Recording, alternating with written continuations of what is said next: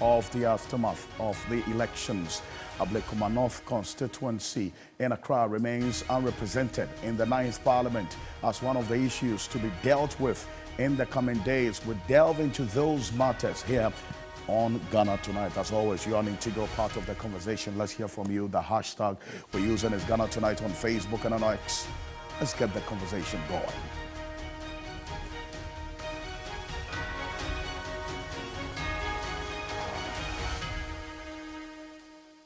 Let's settle for Ghana Briefs.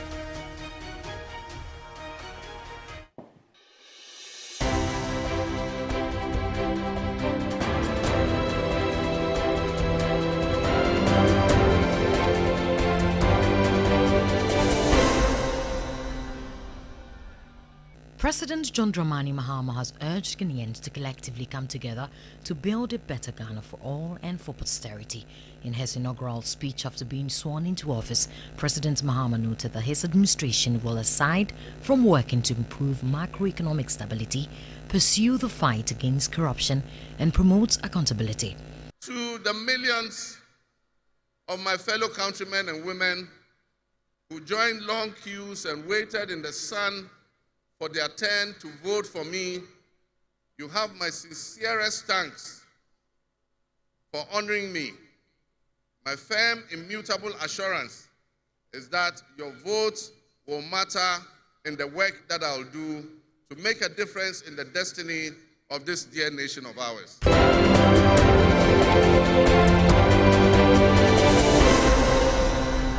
President John Mahama also called on the business community to join forces with his administration to turn around the country's fortunes and create much-needed employment and wealth for development.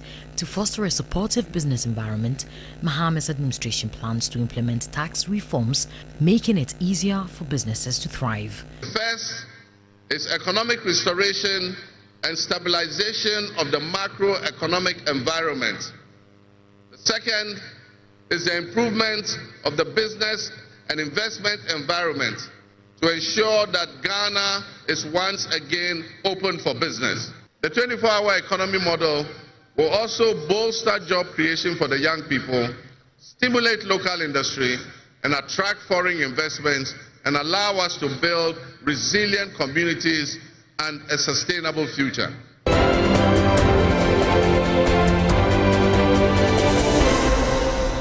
Meanwhile, it was a thrilling moment for many who traveled from near and far to the Black Star Square for the inauguration of the President and the Vice President of the Republic of Ghana. Some women also emphasized the profound importance of having the nation's first female Vice President. Now we have a first female Vice President. Is really significant. It, sets the bar high for what women and girl child in Ghana can achieve, and I'm very, very proud of this achievement. We the women too, we now have a say in Ghana. She's there to talk on our behalf. What is good for us, as she promised that she's bringing the women bank. I know she'll definitely do it, and then we'll also benefit, and our kids, and then where everybody will benefit from it.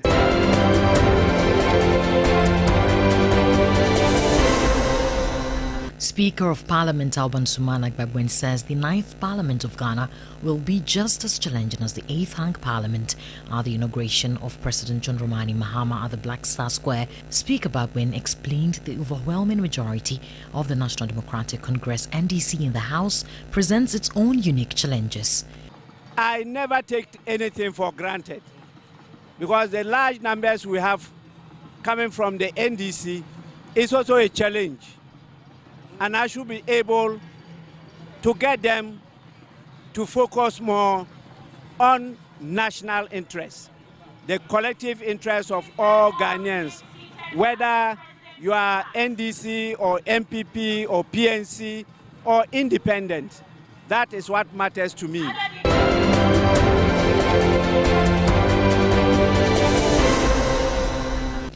The European Union has laid out conditions under which it can support President John Dramani Mahama's proposed 24-hour economy policy. Speaking at a media briefing in Accra, Belgium's Minister of Foreign Affairs Bernard Quinten stressed the importance of establishing the right systems to ensure the successful implementation of the policy, while reaffirming the EU's commitment to working with Ghana's new government. to promote investment. It's to bring via for what's Belgium concerned, the regional agencies to bring enterprises, to bring entrepreneurs, to bring investors in Ghana, but also, I would insist, at a certain point, to bring Ghanaian entrepreneurs and investors in Belgium and elsewhere in Europe. Why? Because the environment that is business-minded is good. I mean, I heard the president speaking of accountability. We know what it means, huh?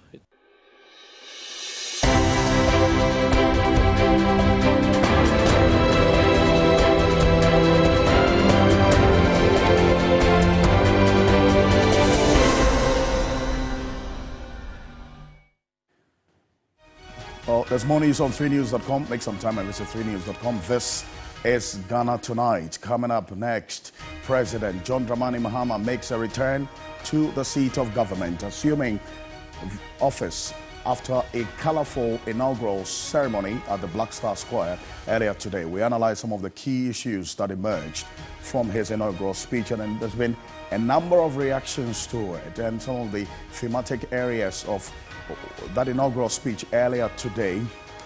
He's urged Ghanaians to collectively come together to build a better Ghana for all and also for prosperity. In that inaugural speech earlier today, after being sworn into office, President John Mahama noted that his administration will set aside all the other issues that were of concern to the Ghanaian people in the previous administration, and also ensure the improvement of the macroeconomic stability, pursue fight against corruption, and promote accountability, which was the key issues. The 120 days of John Mahama, the countdown starts right now. But this is what he said earlier today. Take a look. I intend to speak plainly and clearly to you today, and every time I address you subsequently, I intend to always tell you the truth.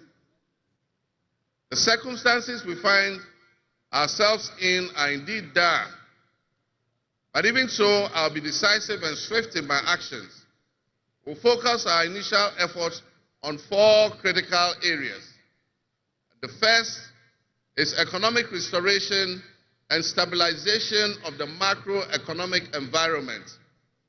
The second is the improvement of the business and investment environment to ensure that Ghana is once again open for business. The third is governance and constitutional reforms. And the final, but not the least, is accountability and the fight against corruption. So he's given a few pointers there: governance and constitutional reforms. Prior to the elections, you recall, there was a huge conversation about some portions of the Constitution that had to be reformed or reviewed and, as it were, done away with. Others were also making the strong argument that the entire Constitution itself has to be abolished, so we have a new Constitution in its entirety. And you had the likes of Oliver Bakavomawo and many others who jumped on this particular one. Prior to the elections as well, we had the likes of Inusa Fuseni or Seche Bensamons all put together in a committee that went through the Constitution, made proposals as well. But almost 14 years ago, we've gone on the path of a constitutional review. Recommendations were made. The white paper in there, with all of those recommendations, we haven't seen much of it put in place, as it were, and implemented. So in the coming days, will subject this particular promise by John Mahama to some scrutiny as well going forward about the constitutional and legal reforms that he intends to undertake in the next 120 days and more ahead of him. But he also bemoaned the economic struggles that we've all been through as a country and what he intends to do going forward. Take a look.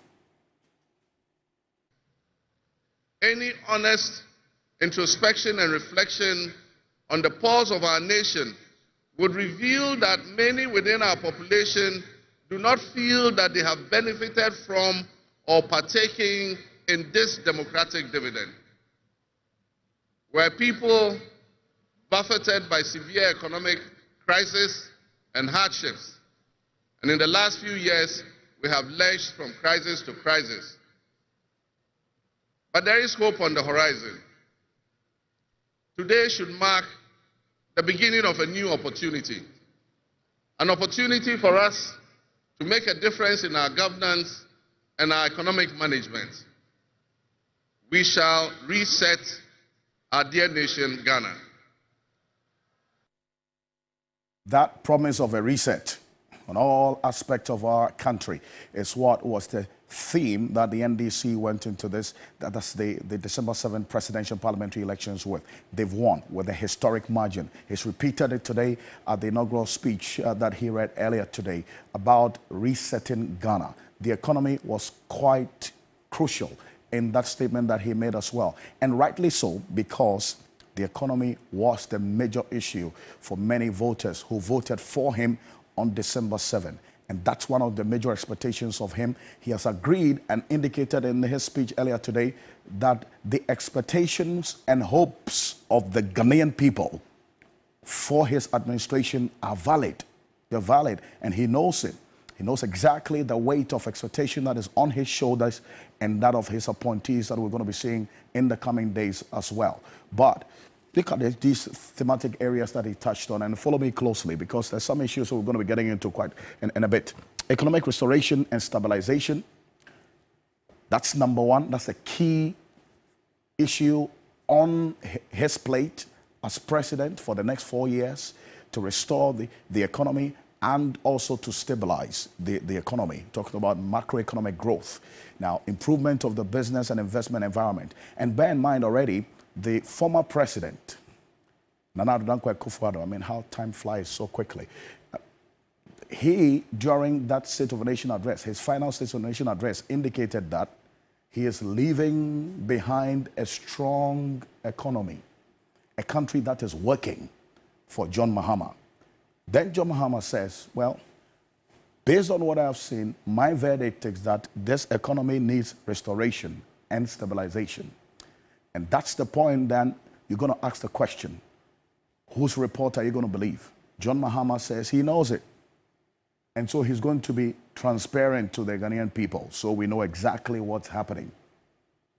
And that's what a number of you have been also talking about. For us to know exactly what the state of affairs is, who is telling us the truth, whether what the former president, Nana Addo Dankwa Akufo-Addo, said, that he's leaving behind a strong economy and a country that is working, is what is actually the verdict, the truthful verdict of the economy, or this one by President John Dramani Mahama. But in effect, many have pointed to the outcome of the 7th December presidential parliamentary elections as the verdict on the state of the economy by the Ghanaian people. But beyond that, he talks about the improvement of the business and investment environment as well, and then also governance and constitutional reforms, plus the accountability and the fight against corruption. And this last one has been heavy as well on the expectations of many people because of the Operation Recover or Loot, that promise, that oral promise, which is already in force with the oral preparatory team that has been put in place, headed by Samuel Okudzeto-Ablakwa, that 5-member team. We have Martin Pebo on there, and then you have Kofi Boachi on there as well. And these are people that many are expecting would have already hit the ground running, especially on this one, accountability and the fight against corruption. In the coming days, we'll get to see how the next phase of the oral implementation will be, because this is a preparatory team that has been put in place. They say that their work will be done when an attorney general is eventually appointed by John Dramani Mahama, president. Now, what happens afterwards? That's one thing that we're going to wait to see as well going forward. Quite apart from that, he says that his administration is going to rationalize the tax systems to make them fair and transparent. The business community must know that Ghana is back in business. This tax matter was a big deal for a lot of businesses as well, who talked about how, especially the taxes at the ports, for instance, made doing business very, very expensive for especially the importers, and a number of businesses that are into that. Guta and many others talked about it. And when you have the tax system not being favorable, guess what? It trickles down to the base of the economy. Cost of living increases. And so you're going to be seeing all of this as well being addressed by President John Dramani Mahama. Let's have a conversation right now. Professor Kobi Mensah is a political marketing strategist at the University of Ghana Business School. He's joining us right now. Prof, good evening. Thank you for joining us here on Ghana Tonight. Alpha, thank you. Good evening to you too. Now, well, it was a 7-page speech. We have a copy of it. What did you hear that struck you and one that you believe sent a strong message to the Ghanaian people about how the next 4 years will be under the leadership of President John Dramani Mahama? Thank you. I think that Mahama sounded strongly a very collective approach to governing, and he seemed to have been telling the Ghanaian people that the status quo in terms of our mindset, in terms of our attitude, cannot really deliver the kind of Ghana we want. And he called on Ghanaian people to say that the kind of Ghana we want is actually in the mindset of all of us. And he made specific reference to our attitude, our behavior, and said that if we really want to deliver that kind of Ghana, that we need a certain reset in our attitudes and behaviors. He strongly underpinned this next government, which is the current administration that he's going to start, on the collective mood, and made that well, grounded to say that we all need to be on board. And I think that's the right call, because in most cases, people are actually looking at your government as in the behavior of the administration, the kind of people that is going to actually, appoint, the kind of programs that they're going to actually institute. But they hardly look at it as a collective. Majority of times people are saying, oh, yes, he was a good person, but the people that they deployed. What about yourself? Have you, in a minute, reflected on your role as part of the government, that you would put up a certain behavior, a certain attitude in order that the administration would succeed? Right. I think that was a very, very crucial point that he made, that the Ghana we want can never be done until a collective attitudinal change, behavioral change of the Ghanaian people. And I love that bit. And it's a very instructive point that you make, and because this is captured in right here. He says, and I quote, "You are Ghana, I am Ghana, together we make this country. Let us enter into a covenant to build the Ghana we all desire." That's the statement that you make reference to. So to get the mindset for the reset that he wants to achieve, that mindset for the reset, how is it going to be achieved, especially because of the kind of divisive politics that we have been practicing in this country? Hello? Unfortunately, I lost Professor Kobe Mensah. Try to raise him back on the telephone. It's a very important point that he raises in there, because John Mahama is talking about entering into a covenant with the Ghanaian people to build the kind of Ghana that we all want.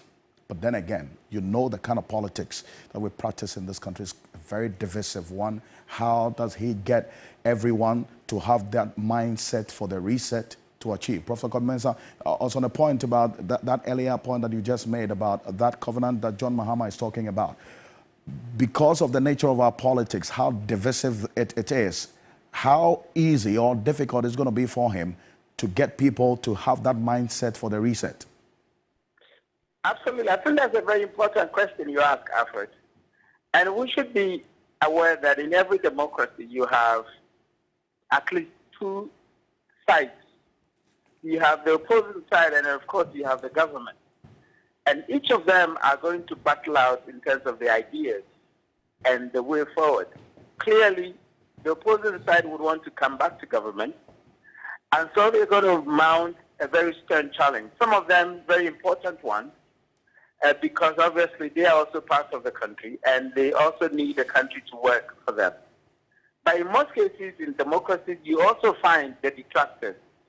You find the adversarials. Those who want to set the pitfalls and make sure that you would fail in order that they can turn the country to themselves to govern. And so these realities, I'm sure, are not lost on Mahama. He knows that.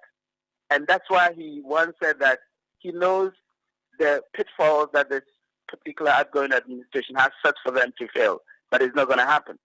Now, it takes the people of the country to either say, we're going to be constructive and support the government to achieve, or you're going to actually join the forces that are actually parts of the detractors, which want the administration to fail in order that they can actually turn the government to themselves. I think it's a collective decision that we have to take. And I think majority of the people actually want the government to perform in order that they could actually, live in a better country, in a dignified life.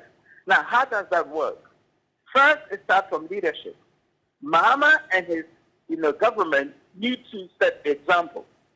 And I like it when he said that you're going to actually set up code of conduct for his appointees. Nobody actually embezzles and must go scot-free. Nobody actually does the wrong thing and must go scot-free, hoping that the people will do the right thing.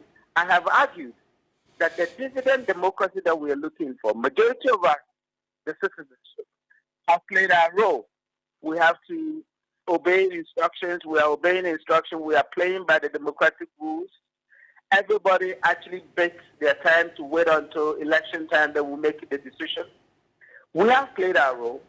We need a politician to also play their role so that the dividend democracy that we promise the people could be delivered. And so, Mama and his team must set the example. If people are corrupt, be bold to let them out. Be bold to criticize, be bold to take the action, the right action. And when these things are done, the people will follow suit. I disagree with the idea that it is the people who make corrupt officials. I disagree. Right. You have the authority to take decisions on behalf of the people. If Kombinesa is the one that has done the wrong thing, obviously I voted into power to take the right decision. And I expect you to take exactly the kind of decision that you must take in order that I could be put to right. So for me, it starts from their leadership. They must set the example. The people will follow. Right. If the people don't follow, you have to exert the punishment. And then we can actually make this one happen. So for you, the mindset for the reset must start from leadership. Leadership by example is what is going to get that objective achieved. Absolutely. Prof, I appreciate your time. Thank you. Thank you for joining us. Thank you so much for having me. Great. Professor Kobi Mensah is a political marketing strategist right there joining us here on your Election Command Center. That mindset for reset, he says, must start from leadership. And there's been some reactions to the inaugural speech earlier today. Now, I'm going to get a few of them, and then we'll get straight into Parliament as well, because there are some other matters in there that we're going to be looking at here on your Election Command Center. These have been some of the reactions as we captured it. We'll get the reactions shortly, but coming up next here on Ghana Tonight, let's go straight into the matters outstanding in Parliament. Ablekuma North constituency in Accra remains unrepresented in this 9th Parliament as one of the issues to be dealt with in the coming days. We'll delve into this particular issue here on Ghana Tonight, and then we'll get some reactions to it shortly, and especially why some other issues as well have not been received any in terms of the answers so far that we're seeking or we sought from the 8th Parliament that died out. But beyond the non-representation of the Ablekuma North constituency, there's a lot that was at play today in terms of history. John Mahama has, at least today, taking the presidential oath, the oath of office 3 times. That's the first time we've had any president do that in this country. 2012, when the late John Evans Atta-Mills died, he had to do that. After the 2012 elections, he took another oath. Then today, 2025, he's taking another oath of office. He's come through as the 4th and the 6th president of the 4th Republic of Ghana. We'll get into Professor Nana Jane Opoku-Agyeman as well, because we're tracking all the history that was at play today and how things are playing out. But on the matter of Parliament, the 8th Parliament died out yesterday with a number of unanswered questions to issues on the minds of you and I. And we tracked a few of them. Take a look at this. This 8th Parliament that is gone, and the 9th Parliament that is in place, the 8th Parliament is gone with the answers to these questions. First of all, who ordered the military to storm Parliament during the election of the Speaker of the 8th Parliament? We don't have an answer to that. But the 8th Parliament is gone. And we may probably not have an answer to that. If we will find out. How can we get answers to this? Because this was criticized as one of the dangerous developments to our democracy as a people. We didn't get an answer to who was to be held culpable or accountable for this act. Same 8th Parliament that is gone was the lady who appeared in Parliament during the approval of the controversial e-levy, really Sarah Joasafo. That's the former member of Parliament for the Dom Kwabenya constituency. Was it really her? She granted an interview that, look, it was me. But a number of you who have seen the video, and we're going to show the video as we go on in a bit, you make your own judgment. We understand that Parliament instituted an investigation into who this lady is. We didn't get any answers as far as we do know. Well, guess what? Quite apart from that, not alone in this. The next question that was not answered by the 8th Parliament that is gone. What next after the 8th Parliament adopted that ad hoc committee report on the IGP leak tape? You remember that IGP leak tape with Bugri Nabo and all the others who were on it? There was an ad hoc committee that was established with Samuel Atachia, the former Eboko South Member of Parliament, as chair. When the ad hoc committee report was ready, he said he described that report as one that is not fit for purpose. It doesn't capture the full complement of the issues that were at play at that committee. Well, guess what? We don't have an end to that particular incident. Also, who is the businessman who attempted bribing some MPP MPs who sought the removal of Ken Ofori-Atta? We don't have an answer to that. This 8th Parliament is gone with the identity of who this businessman is. Well, we'll wait to see how things will play out. Maybe there's a remedy, and the man probably would help us get an answer to this, whether we would ever get answers to these questions. Dr. Rashid Draman, Executive Director of the Africa Center for Parliamentary Affairs. He understands the workings of Parliament. Dr. Rashid Draman, good evening. Thank you for joining us here on Ghana Tonight. Alfred. It's good to have you as always. You heard me ask these germane questions on the minds of the Ghanaian people of the 8th Parliament that is dead and gone. Would we ever get answers to these questions, or we may just move on? It's business as usual. Well, I mean, Alfred, that is, these are some of the low points of the 8th Parliament. I mean, even as I believe very strongly that the 8th Parliament was one in which I describe as, providing Ghanaians a beautiful display of how democracy ought to work and ought to operate, where, you know, compromises have to be reached in most cases, where no one party has its way, as we are going to see in the 9th Parliament. These questions that you raised are the questions that many people,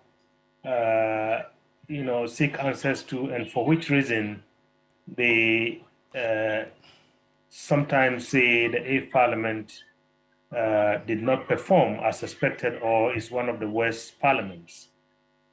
Now, I think there are some matters that I believe the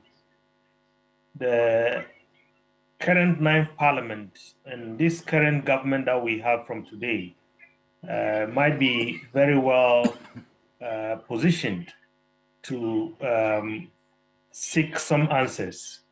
And I begin with the one on the military invasion of our democratic space. Today, I think the NDC and the minority that was calling for some answers to these questions is now in power, and they control the security apparatus of our nation. I believe nothing stops them from trying to get answers. And I believe this is one important question, Alfred, that we really need answers to, because we don't want a situation where the military gets anywhere near this democratic experiment that we embarked on since about 30 years now. So we have a security, somebody responsible for security in the Jubilee House now, different from those who were in charge when this invasion happened. We have the NDC controlling the majority in Parliament, and I believe that if we really need to get answers, this is the time to get those answers. When it comes to the matter of Adwoa Safo, whether she was the one or not, again, I believe this is something that this Parliament and the security apparatus that we would have now should look into. When it comes to the question of the Atacha Committee and other committees, unfortunately, every work that the last Parliament did, if we didn't get any conclusion, that has expired, unfortunately, unless maybe this Parliament wants to reopen it. And there are all kinds of justifiable reasons why, if they want to, they can. So I think now the ball is in their court. They said at the time, we are in the minority, we don't have the numbers, we don't control the executive apparatus and so on. Now they do, with a very kind of beautiful mandate.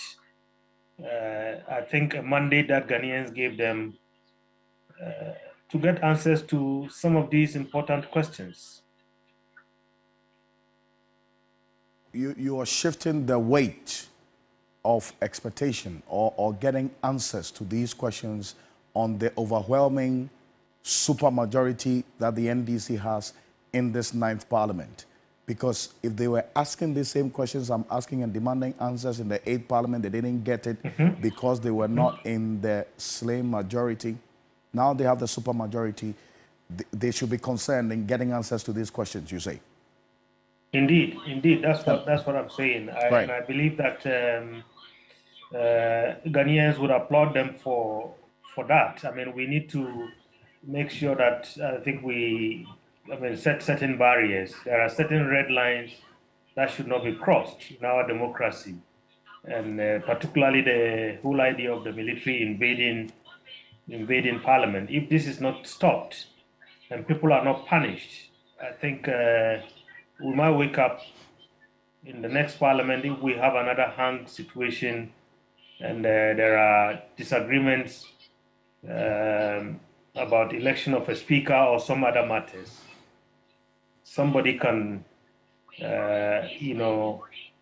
take that risk again, because that risk pays. nobody was punished, and that's how perhaps they are going to interpret it. But you see, for the IGP leak tape, for instance, you also say that should be of concern to this NDC supermajority. And the lack of conclusion or a finished matter on this is that the implications of that particular incident are far-reaching.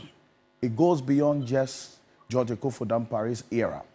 Some of the reforms that were being proposed because of that particular incident was to transcend even beyond him, so that the appointment of an IGP, the processes for that appointment is looked into again, and then also how that could be reviewed going forward.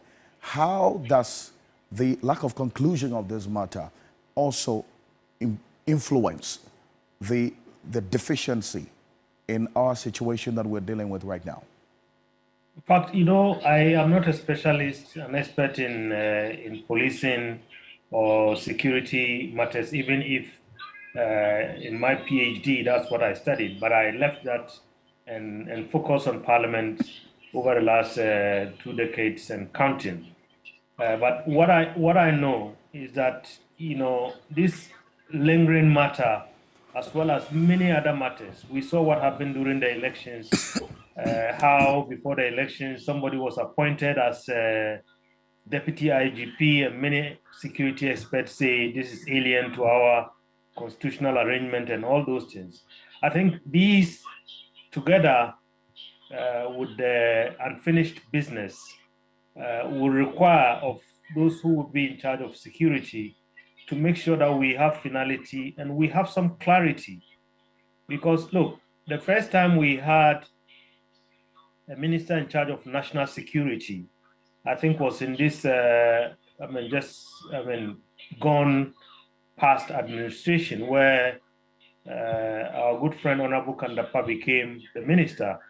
And I think the conversation at the time was to make sure that, as is the case in most democracies, all security apparatus and arrangements are brought firmly under democratic control, under the control of Parliament.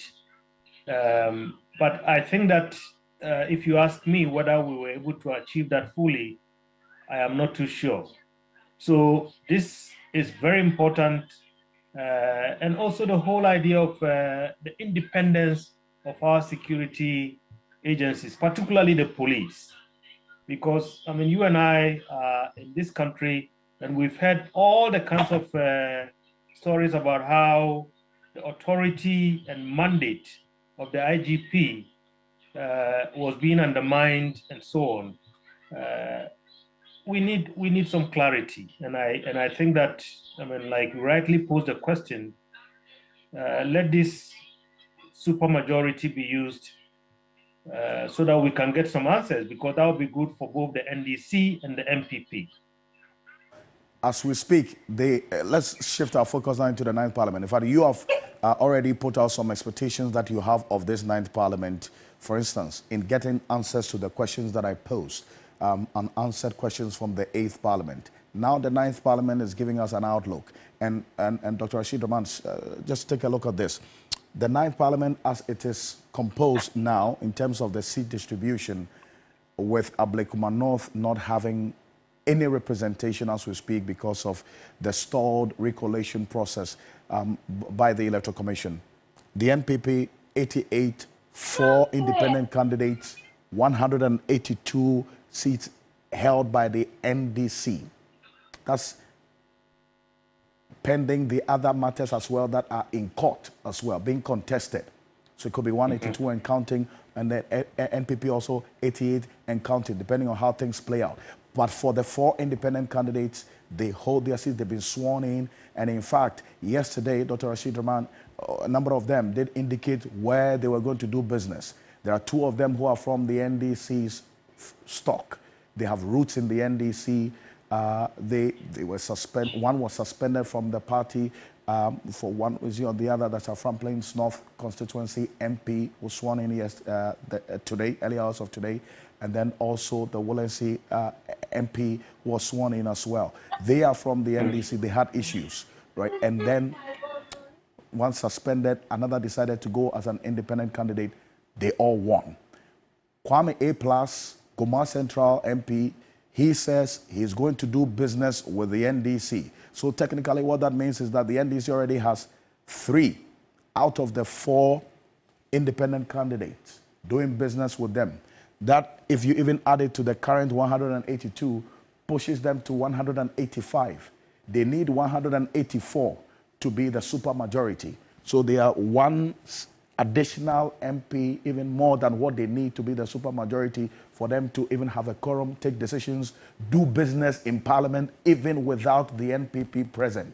They have that number, 185 right now. If you add the 3, that is independent candidates who have decided to do business with them.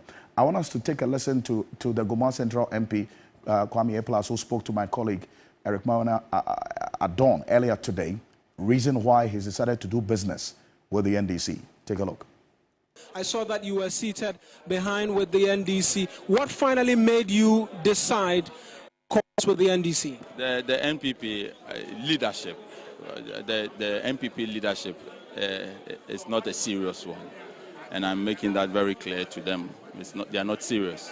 They don't know what they're about. I think they have not gotten over the defeat that they encountered not long ago. And so I had to go where I'm wanted, where they're serious about running a country.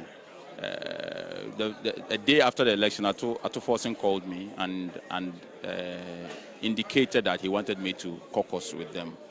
It took a long time for the MPP to approach me through Kennedy Japan. And even when he made the approach, and when I came out and said that he had made an approach because they are arrogant and they wanted to do it behind the scenes and put in and some deals that they were not truthful about. They came up and said that, oh, they never said that, oh, it's not true, oh, you know what I'm saying. But that's exactly what happened. And so I had to caucus with NDC. They have shown that they're serious. They have shown that they value what I do and who I am. And so you go where you are wanted. Well, so that's the Goma Central Member of Parliament there. Dr. Ashidraman, with these numbers, how do you see things playing out in the next 4 years, apart from the other expectations you have of them? Alfred, you know, all over the world, supermajorities usually are not good for oversight and accountability.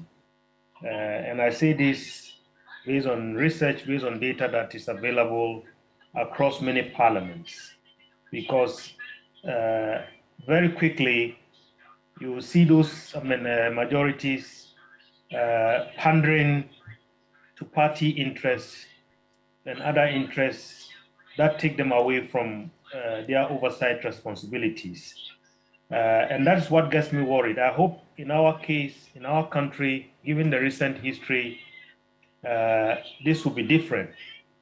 And I hope that with the numbers that they have, today we heard our president talk about some of the reforms that he wants to undertake, including some of the constitutional matters that there are so many candidates in our constitution that are long overdue for reform. And I hope that at least one of the things that they can use the numbers that they have is to make sure, as part of the reset agenda, that some of these things are done, including, I hope, reducing the excessive powers of the presidency. If they do this, particularly this reducing the powers of the president that many people have spoken about over the years, this would hopefully inure to their own benefit one day when they become opposition, because they will. As we know in our country, there is also the matter of the, if you like, the divorce between Parliament and the executive. I know, once this is done, it will take effect hopefully in the next government. So it will not affect their own maybe various parochial interests right now, because people want to get into the executive, and that's why most of them run for Parliament. So all to say, Alfred, I just hope that some of us will be proved wrong, and I hope that they will use the numbers, as the president said. It's not going to be business as usual. They are going to ensure that at least the opposition has a role in the governance of our country, so that at all times they don't call the bluff of the opposition, because even if there's a walkout, they can still have the quorum to do business. And again, let me say this, Alfred. Some of them, when they were in opposition, like Honorable Okujeto Ablakwa, most of us celebrated his effort to ensure that there is oversight and accountability, and many others. I hope, they stay the course, because otherwise, I don't know what they are going to say when tomorrow they go back to opposition, no matter how long that takes. Right. So let this double-edged sword that they have, it can cut both ways, but let it cut, where the interests of Ghanaians lie very much, and not just do things for partisan interests and always follow parochial party interests.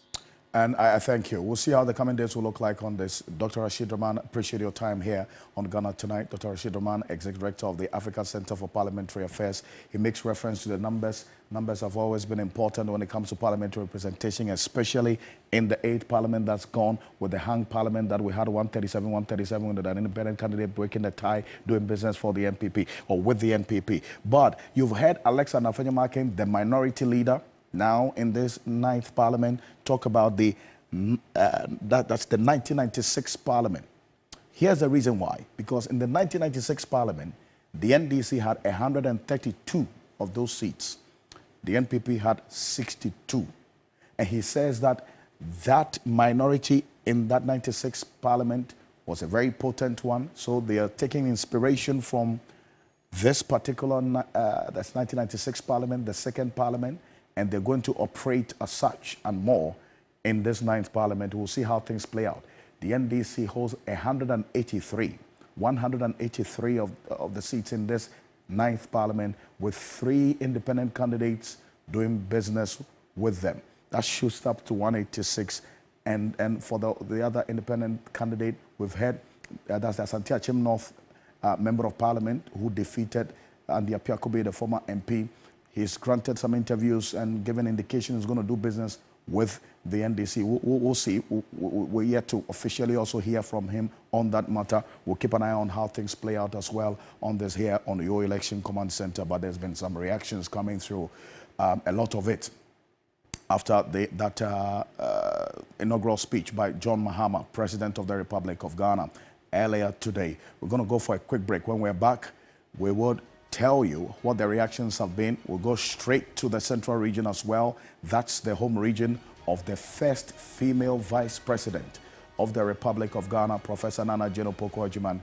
And even up until the late hours of today, there's a lot of celebration there for good reason, because of the history that Professor Nana Jane Opoku-Agyeman has made today as the first female vice president of the Republic of Ghana. Stay with us. We're back shortly.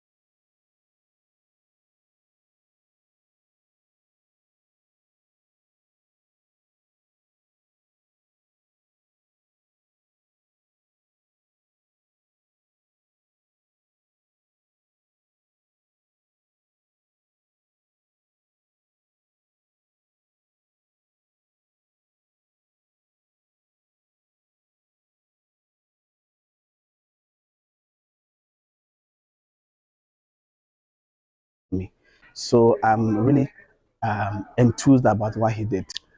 And then I am expecting that the economy would bounce back.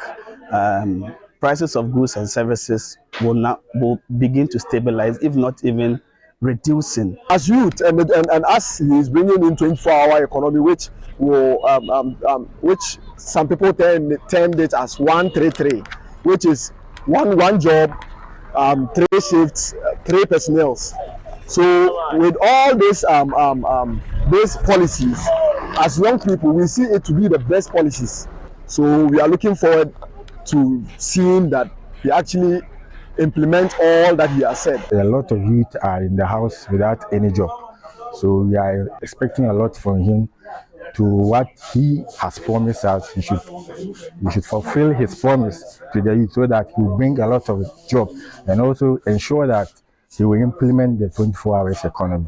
Upon what happens today in Ghana here, I can clearly say that in Ghana, no matter what happens as social media, we can never fight. The unity was strong. Yes, I can say Ghana, we are one nation, one message, one team. Yes. So it was perfect. Whether MPP, whether NDC, the joy was there. There was no confusion from anywhere. How we were thinking it would be like how they were talking about confusion about the parliament, some of the seats. It never happened like that. We were one, and we know that Ghana will stand for peace. That's how I can say. So we wish the new president all the best, and they are going to well done. I mean, Ghanaians are really show love with.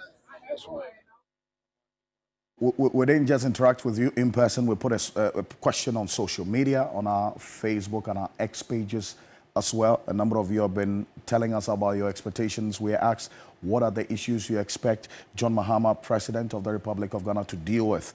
Well, the 120-day promise has a number of things in there. In fact, 26 actionable items. But Steffi says inflation. You want him to deal with inflation. The galamsey and energy sector, I don't like what he's hearing. Well, guess what?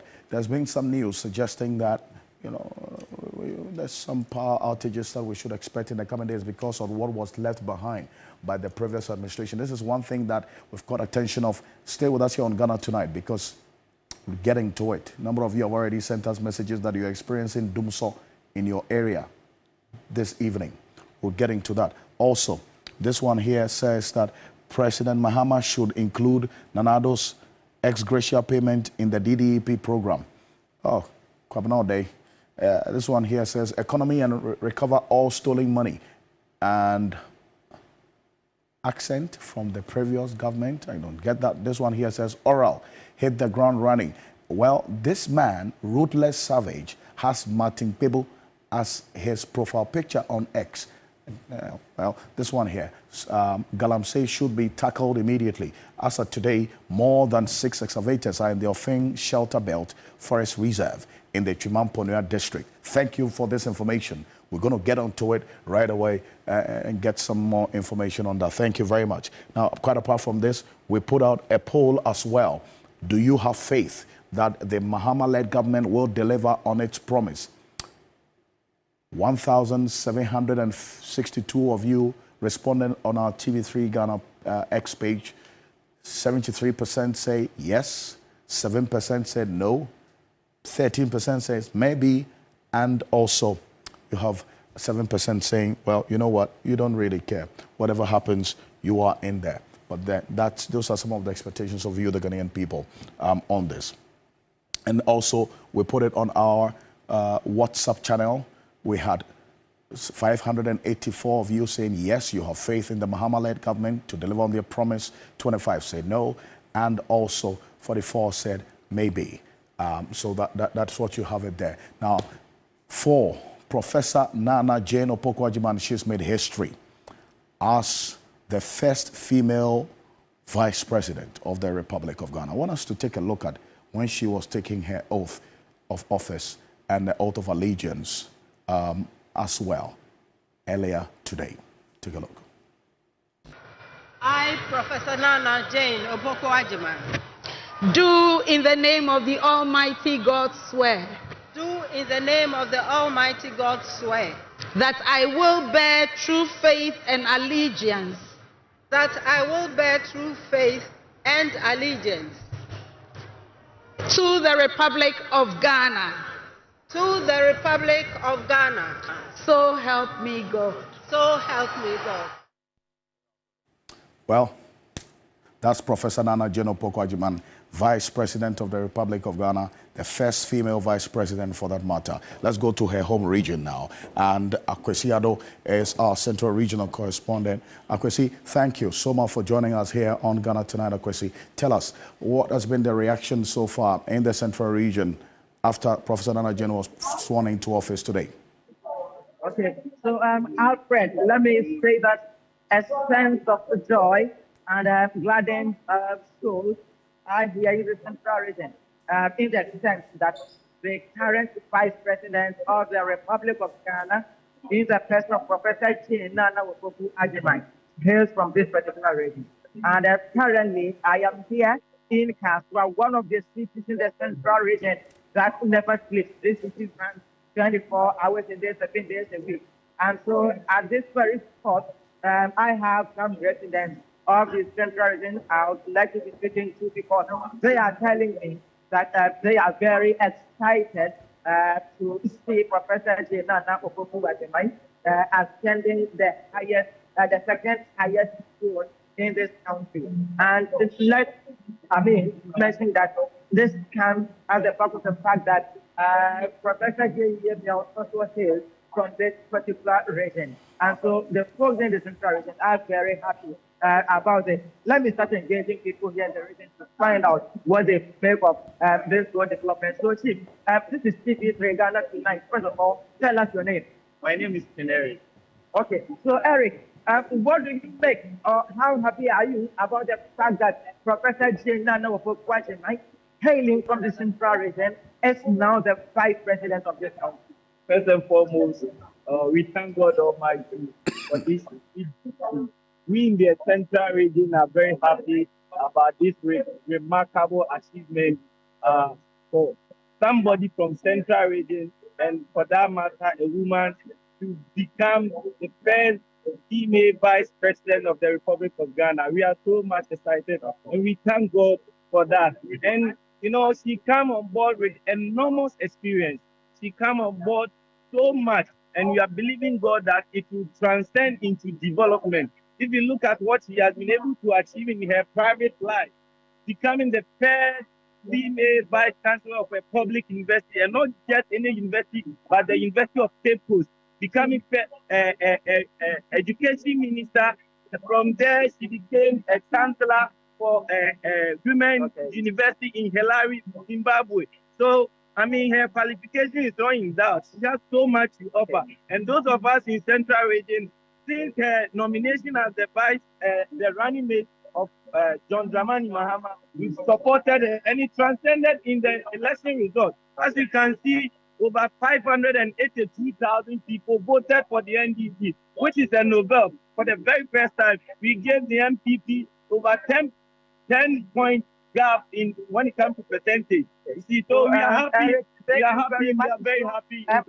Eric is speaking to us here, a resident of the Central Region, telling us how happy he is about the fact that Professor Nana Opoku-Agyeman is ascending or has ascended the throne as the Vice President of this country. Let me shift to a woman and then find out what she makes of this development. So, Madam, please, first of all, your name.